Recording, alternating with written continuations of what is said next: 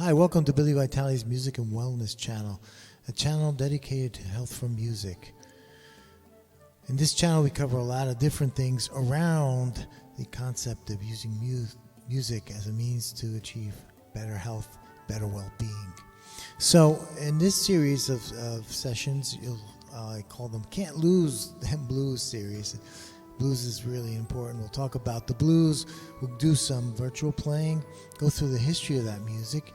And I'm going to go through a couple of tunes here, and then I'm going to show you some analysis of those tunes and how you can understand them better and to learn how to play them. So there'll be a bit of a lesson there. So let's get into the content of the video.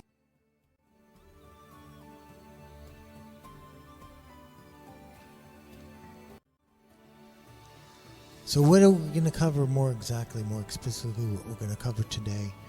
We're going to actually do a couple of blues tunes. I'm going to play them live for you. I'm going to do my own versions, of course, because I'll explain why.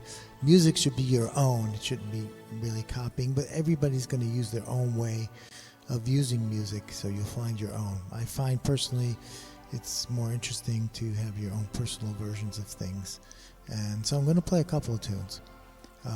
And the idea, it's around the blues. So the idea is to do a couple of tunes that are blues, classic type blues, one in major, one in minor. I'll give you some of the history around those songs. It's always interesting to learn about where they came from and etc. And the artists that execute them. And then we're going to do some analysis of those tunes to help you learn how to play them and make them part of your enjoyment for life. And so I'm going to also give you some suggested listening of these tunes that for people that have played them and I think are great. So share that with you as well. So let's get started with the virtual play.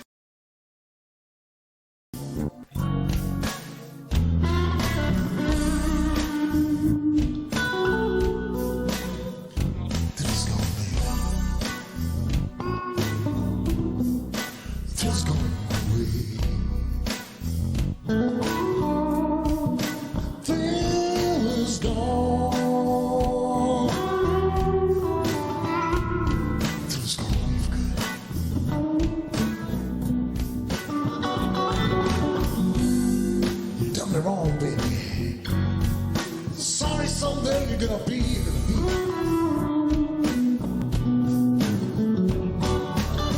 The truth's gone, baby.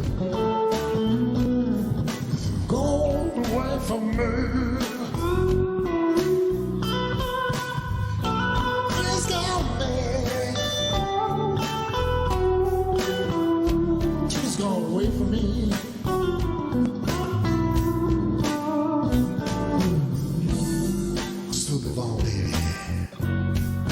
I'm gonna be so lonely. We should see. Feels gone, babe. Feels gone way for good. Girl, it's gone, baby. Feels gone way for good.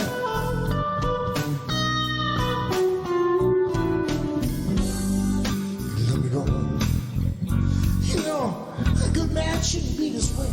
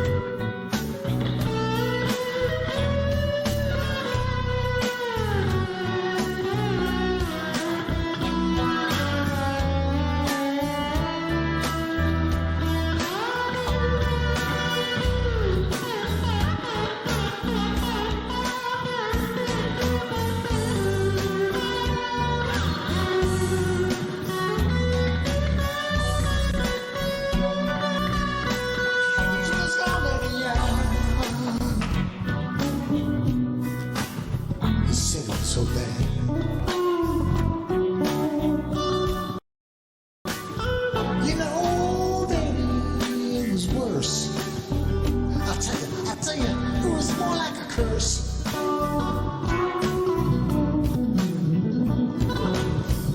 Girls call me. I just can't think that I've been had.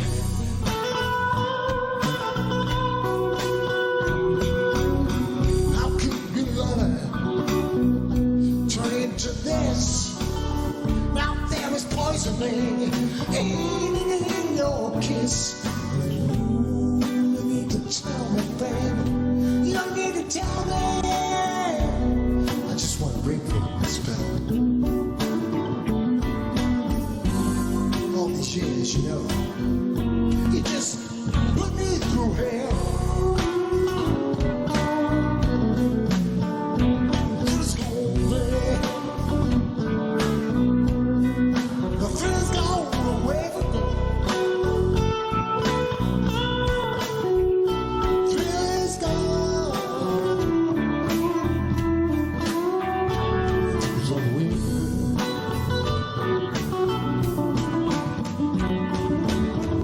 Now that's all over, baby. All I can do is wish you away.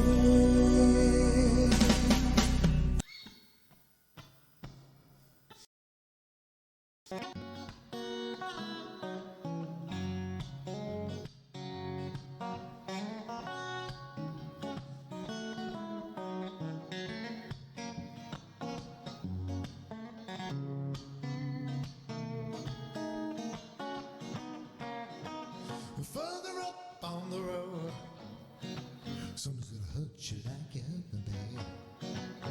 Further up on the road, someone's gonna hurt you like you hurt me. Further up on the road, baby, just you wait and see. You gotta reap what you sow. That old saying's so true. You gotta reap what you sow. That old saying so true. Remember, baby, somebody's gonna mistreat you.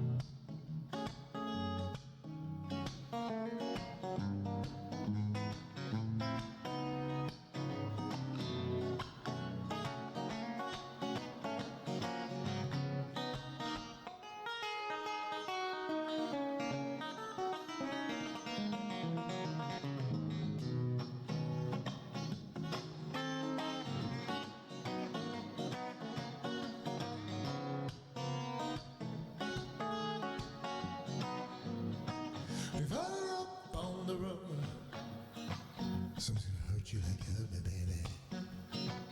Further up on the road, someone's gonna hurt you like you hurt me, baby. Further up on the road, baby, just you wait and see. You've been laughing, but pretty baby, someday you're gonna be crying. I'm laughing, pretty baby. Someday, up on the road, babe, you'll find out I won't lie.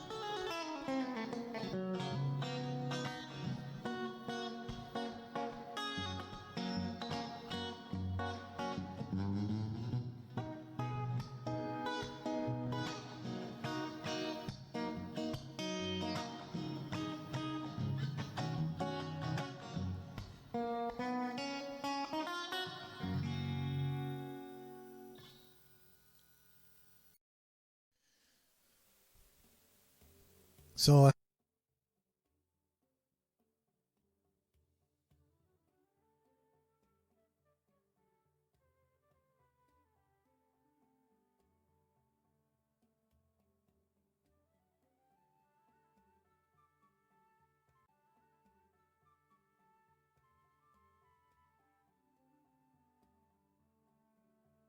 talk a little bit about the blues.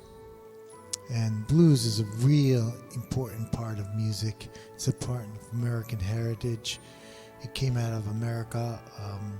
I'm going to do another video on the history. Actually, there's one out there already, but I want to do a new version of it. But some really important players that you all know have some quotes here, and that I think they're significant. I love the quote from Buddy Guy at his acceptance speech from the Rock and Roll Hall of Fame in 2005. And he said, "If you don't think you got the blues, just keep on living." I think that's great, because we all have good times, bad times, and the blues comes from that. The interesting thing about it is it's fairly simple music, as you can see from Albert Collins' quote. Simple music is hardest to play, and blues is simple music. It's simple music in the sense of there's not a lot of chords, the rhythms are not that complex, but the feeling and what it expresses is great, and it's music that is understood worldwide. Hendrix said blues is easy to play but hard to feel. I'm not so sure I agree with that, Jimmy. I think blues is it's more easily to feel, and it's hard to play because it's hard to recreate that feeling when you're playing. There's all different kinds of blues. You can see that from Corey Harris's quote there. I love that slide there. There are happy blues, sad blues, lonesome blues, red hot blues, mad blues, and loving blues. Blues is a testimony of the fullness of life. So yes, really expressive stuff, not too difficult and complex musically. So why not learn it? Why not make it? Why not, listen to it and even try to play it to help express how you feel. It really makes you feel good when you get. It's like getting something off of your chest. It's really something important. And historically, blues has really influenced jazz, rock. T-Bone Walker said, "I think if it wasn't for the blues, there wouldn't be no jazz," and he's probably pretty correct. We'll see more things about the history of the blues in another video. And Muddy Waters, the generation later, the blues had a baby and they called it rock and roll. And he's right. I think that's pretty true. So in the end, blues ain't nothing but a good man feeling bad. So we all feel bad times, but it also expresses a lot of joy and a lot of emotion. So it's great stuff.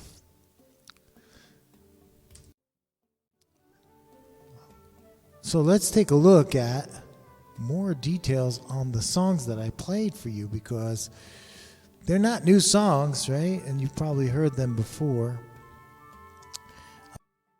but they have a history. And interesting enough, although The Thrill Is Gone is really a classic of B.B. King's, you think of it as his tune, it's not. It was written by someone named Roy Hawkins and Rick Darnell in 1951. Actually, they recorded the song in my references and suggested listening. I also provide a link to the original recording, so you can check that out. I will post in the description to this video those links. It reached number 6 in the Billboard R&B chart in 1951, and in 1970, Thriller Gone by B.B. King became a major hit. And you could see in 1970 he got Billboard Best Selling Soul Single number 3 and Billboard Hot 100 number 15 in 1970. So he really retook that song, B.B. King, and made it popular in 1970. It was almost 20 years later. B.B. King, an incredible blues artist. And interestingly enough, we're going to see how he ties into the next tune, which is Further Up on the Road. It's an interesting tie there that I didn't expect. I just picked two random songs, one in major, one in minor, when I did this. So a key quote I would say from B.B. King is, "We all have idols. Play like anyone you care about, but try to be yourself when you're doing so." So play like anyone you care about, but try to be yourself while you're doing so. Music has got to be a personal expression, and he understood that very well. So this song did good for BB. In the suggestion listening, I have a couple of links that you should go to and listen to. It's some great versions there. And B.B. King won a Grammy Award for this song in 1971. And he was also introduced into Rock and Roll Hall of Fame. So he was really sort of one of the big kings of the blues. There was other kings. There was Albert King, and so there was Freddie King. There were several kings, but B.B. King was the king of the kings. When you think of the blues, B.B. King is almost a synonym of that. So it's great. So you can see here, it was released originally on Blues Way Records from ABC in 1969, December 1969. It was recorded in June. So that's it. B.B. King was really great. I really invite people to listen to, if you love the blues, listen to his playing. His tone, his expression is really incredible and very influential. The next song that I played was Further Up on the Road, and I played an acoustic-oriented version. I could have done one with a backing track, but I just preferred to do that. Just no particular reason. I just started playing it. I usually play it live with a backing track, but I decided to do something different. Just a lot of things that I like to play is more spur of the moment, so that's why there's a lot of errors and a lot of insecurities, but it makes it more live, so it's important for me. Anyway, let's look at the original song for where this song came from, Further Up on the Road.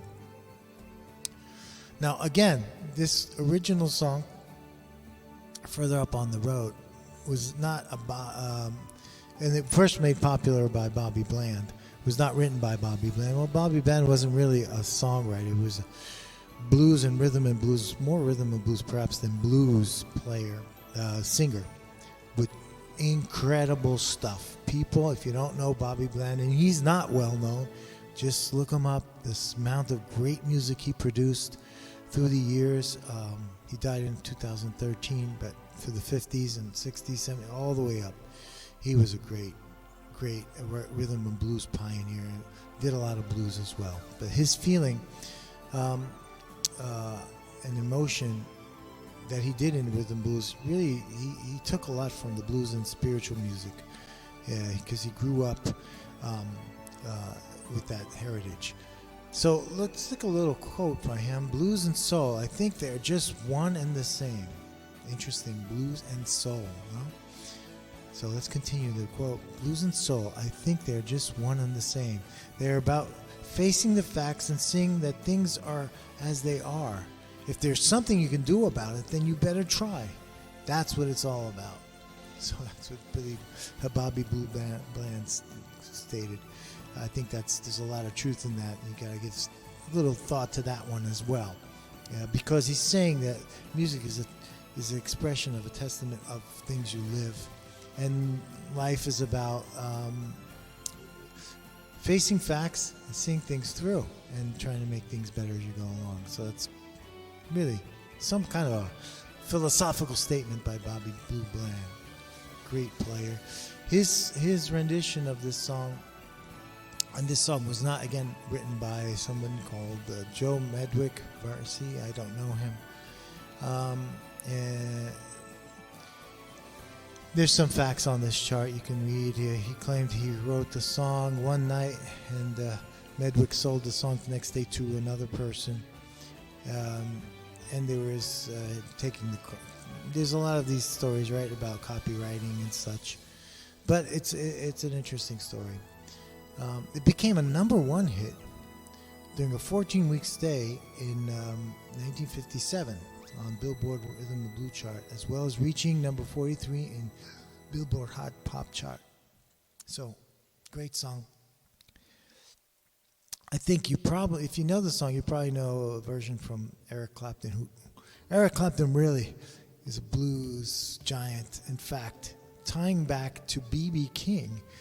B.B. King, towards the end of his life, he said, I guess he was asked the question, who are you going to pass the Blues King baton to?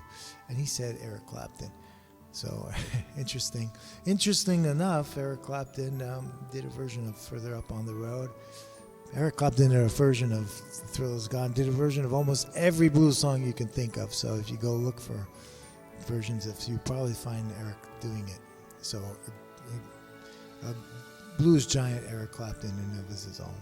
So how does Bobby Blue Bland die into B.B. King? Well, it turns out that Bobby Blue Bland did a lot of live performances and recordings with B.B. King. So they merged together for a period of time. I don't have the details, but if you just go look, you'll find various live recordings with them. Incredible performances by both of them. And the way they meld together, both styles, is just fantastic. So look it up. It's great stuff. I have links in to this stuff in the description as well. So let's go on to the last. So now we get into the analytics, where we dig into more of the nitty-gritty about the music. And you may ask, why are we doing that? I mean, why is it important? Well, the answer to that is, the more intimate you are with the music, the more you can get out of it. The more you can appreciate the music, the more you will be closer to it, and it will have a more intimate effect on you. So that's the reason. So, and this is valid not just for people who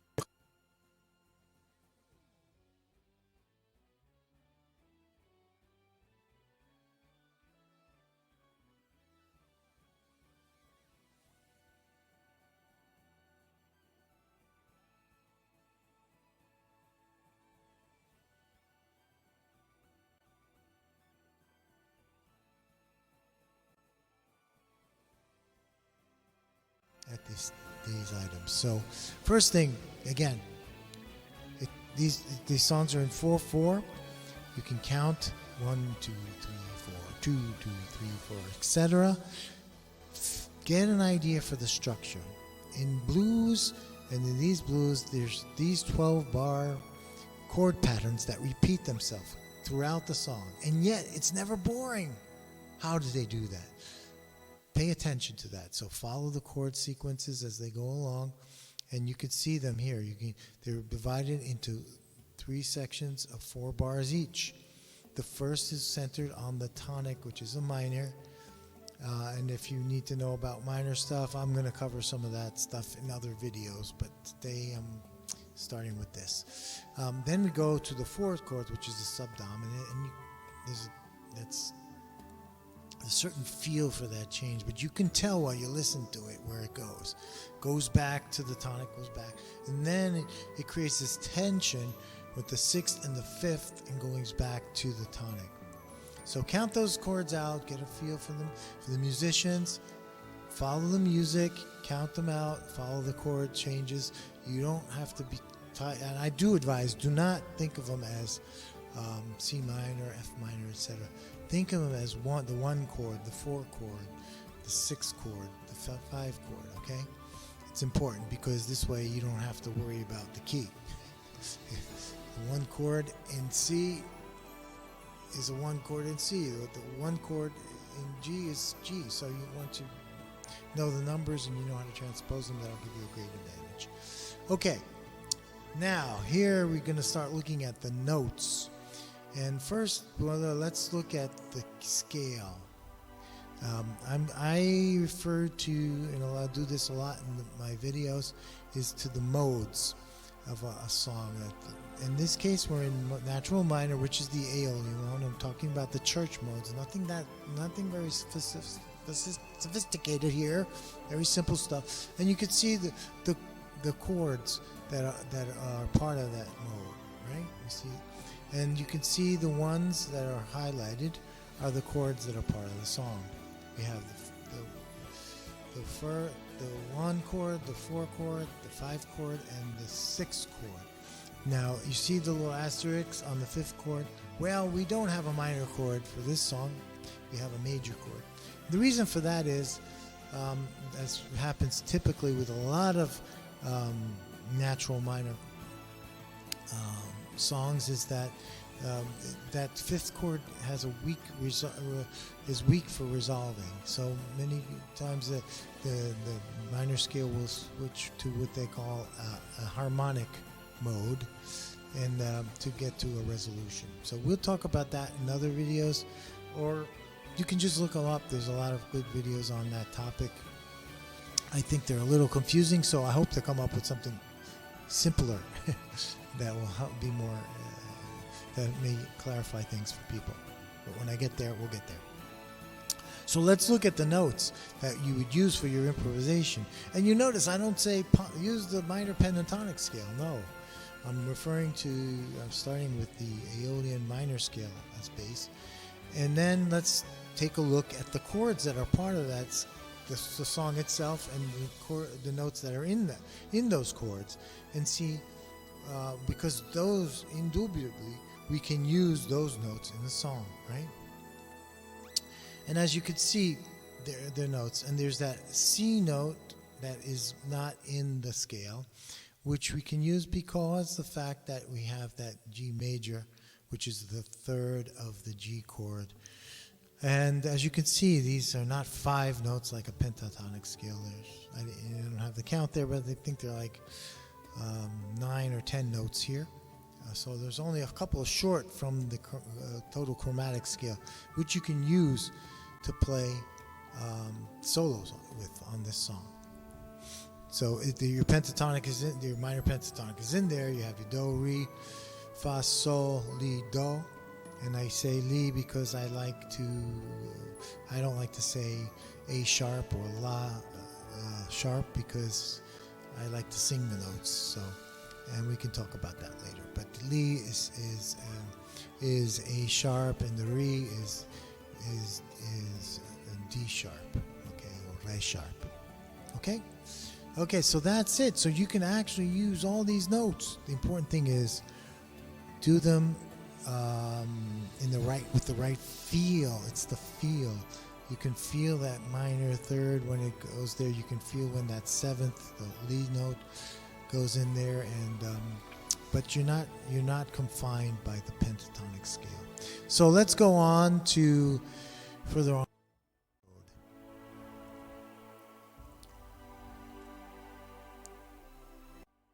Further on up the road is a major key. So the same considerations are there. We have a structure. Listen to the song, get a feel for it, get a feel for the rhythm. This is a faster rhythm. You can see 130 beats per minute. It's still 4/4. 1, 2, 3, 4, 2, 2, 3, 4, etc. We still have 12 bars, but they're all major chords. And there's one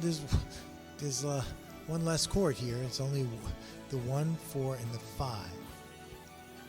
We can use the 7th or the 9th here as well, and they play a major part in the feel. Again, go through the chords, follow them, follow the chord changes as they go through the song. Listen to the overall structure of the song and how they take these 12 bars that repeat themselves and never get boring. It's amazing stuff. A note on that last 12th bar. At times on this song you'll find versions that go to the 5th, and other times they don't.